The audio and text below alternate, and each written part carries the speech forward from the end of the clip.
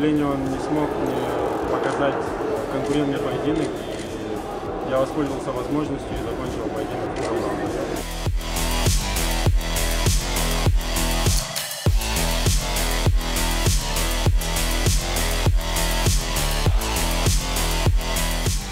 Дальше больше, как говорится. Спасибо вам, ребята, за поддержку, за то, что переживаете, пишите приятные слова, поддержку. Это очень важно и очень мотивирует меня.